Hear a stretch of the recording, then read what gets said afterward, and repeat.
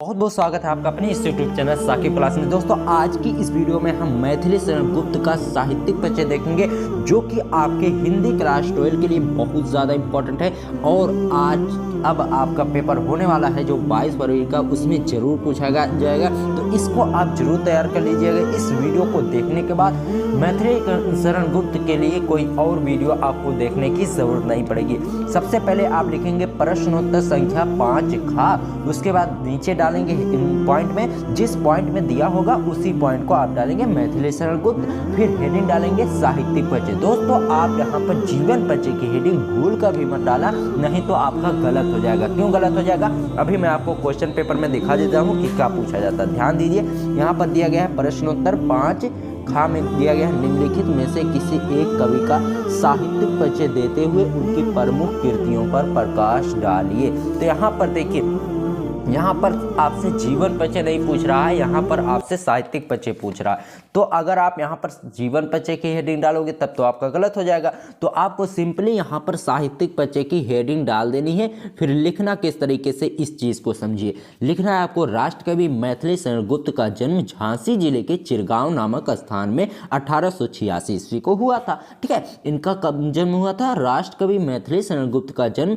झांसी जिले के चिरगांव नामक, कहाँ पर हुआ था? झांसी जिले के चिरगांव नामक स्थान में 1886 ईस्वी में हुआ था। ठीक है, इनके पिता का नाम सेठ रामचरण गुप्त था। इनके पिता का क्या नाम था? सेठ रामचरण गुप्त था। ठीक है, मैथिली शरण गुप्त जी राष्ट्रीय विशेषताओं से परिपूर्ण रचना करते थे। मैथिली शरण गुप्त जी जो थे राष्ट्रीय विशेषताओं, यानी उनके इन रचनाओं में राष्ट्र की विशेषता थी, उससे परिपूर्ण, उससे भरपूर रचना करते थे। इसीलिए महात्मा गांधी ने इन्हें राष्ट्र कवि की उपाधि दी। इसीलिए महात्मा गांधी ने इन्हें राष्ट्र कवि बनाया। ठीक है, राष्ट्रकवि की उपाधि दी। और साकेत महाकाव्य के लिए इन्हें हिंदी साहित्य सम्मेलन द्वारा मंगला प्रसाद पारितोषिक से सम्मानित किया गया। ठीक है, और भारत सरकार ने इन्हें पद्म भूषण से सम्मानित किया। और 12 दिसंबर 1964 ईस्वी को ये भारत माता का सच्चा सपूत हमेशा के लिए पंचतत्व में विलीन हो गया। यानी 12 दिसंबर 1964 ईस्वी को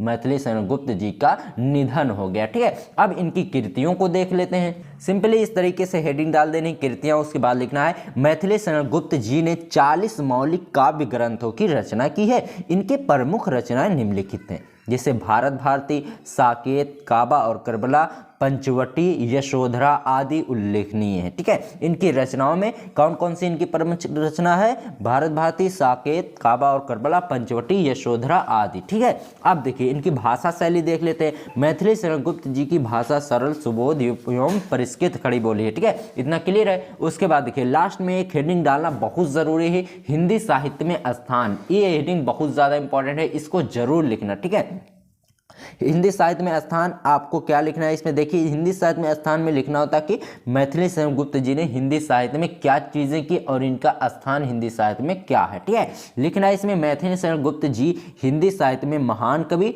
भारतीय राष्ट्र कवि के नाम से प्रसिद्ध हैं। इनके काव्य हिंदी साहित्य के अमूल्य निधि हैं। ठीक है, इतना क्लियर है। ठीक है, उसके बाद आगे देखिए, अब इसको चलिए हम आपको एक बार समझा देते हैं कि कैसे आपको याद करना है। ठीक है, एक बार फिर ध्यान दीजिए दोस्तों, मैथिली से सबसे पहले आपको हेडिंग डालनी है प्रश्नोत्तर संख्या 5 खा। ठीक है, उसके बाद जिस पॉइंट में पूछा जाए उसी पॉइंट को डाला जाए। जैसे इस मॉडल पेपर में आप देख लीजिए, दूसरे पॉइंट में दिया गया है मैथिली शरण गुप्त, तो दूसरा पॉइंट आपको यहाँ पर डालकर लिख देना है मैथिली शरण गुप्त। ठीक है, फिर साहित्यिक परिचय हेडिंग डालना है, फिर इनका थोड़ा सा जन्म और इनके पिता का नाम लिखना है। राष्ट्रकवि मैथिली शरण गुप्त का जन्म झांसी जिले के चिरगांव नामक स्थान में 1886 ईस्वी को हुआ था। ठीक है, और इनके पिता का नाम सेठ रामचरण गुप्त था। इतना इनके जीवन परिचय से रिलेटेड होगा। फिर इनका साहित्यिक परिचय शुरू होता है यहाँ से। मैथिली शरण गुप्त जी राष्ट्रीय विशेषताओं से परिपूर्ण रचना करते थे। और इसमें ध्यान दीजिए दोस्तों, इसमें आपको ये नहीं लिखना कि इनकी प्रारंभिक शिक्षा यहाँ पर हुई, इनका रहन सहन, इनका